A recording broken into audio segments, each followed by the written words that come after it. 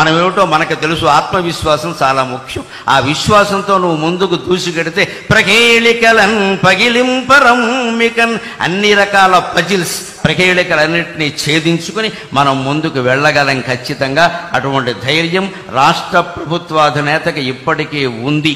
మనందరికీ కూడా అటువంటి ధైర్యం మనకు కలగాలి. ఆయన ధైర్యమే ఆయనకి శ్రీరామ రక్ష, ఆయన ధైర్యమే మనకి శ్రీరామ రక్ష. అందుకని వచ్చే సంవత్సరం విశ్వావసునామ సంవత్సరం ఆంధ్రప్రదేశ్ ప్రభుత్వానికి బాగా అవసరం. కాబట్టి నిజంగానే విశ్వావసు అంటే అన్ని రకాల బంగారము లోహాలు అన్నీ ఆంధ్రప్రదేశ్లోనే లభ్యమై భగవంతుడి దయ వల్ల అన్ని రుణాలు తీరిపోయి వారు ఆశించినట్టే స్వర్ణాంధ్రప్రదేశ్గా రూపొందుతుంది అని స్వర్ణ భారత్ ట్రస్ట్ సాక్షిగా మనం భగవంతుడిని ప్రార్థన చేద్దాం. స్వర్ణం ఉన్న చోట స్వర్ణమే ఉంటుంది. ఇది స్వర్ణాంధ్రప్రదేశ్ సాధించాలి అంటున్నది స్వర్ణ భారత్ ట్రస్ట్లో. నాకు నేను ఈ ట్రస్ట్ గురించి కూడా ఒక్క వార్త నిన్ననే పేపర్లో చూసి ట్రస్టు అధిపతులకు నేను నమస్కారం చేసుకున్నా.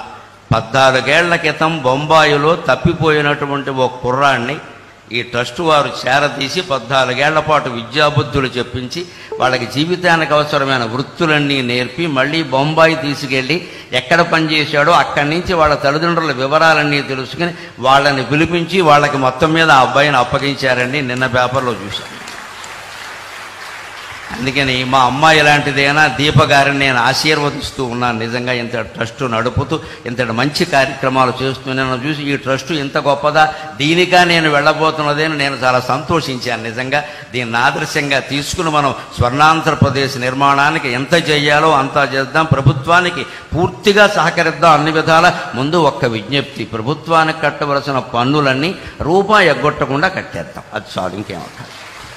అది ఒక్క పని మనం చేసి మళ్ళీ ఏమండి నాకు అవకాశం ఊరికే గోక్కుండా మనం మొత్తం అన్నీ కట్టేస్తే అన్ని ప్రభుత్వాలు బాగానే నడిస్తే. పూర్వం నుంచి ప్రభుత్వాలు పన్నుల మీద ఆధారపడి నడిచే. అందుకని అవన్నీ మనం సక్రమంగా ఏదీ లోటు చేయకుండా కట్టేస్తే అన్నీ బాగుంటాయి. అటువంటి చిత్తశుద్ధి నిజాయితీతో జీవించడానికి, సత్యానికి ధర్మానికి కట్టుబడి ఉండడానికి నా ఈ ప్రవచనం ఏమాత్రం ఉపయోగపడినా నేను ధన్యుణ్ణి. నాకు ఈ 4 మాటలు నేర్పిన మా అమ్మ ధన్యురాలు. స్వస్తి. చాలా చాలా సంతోషం.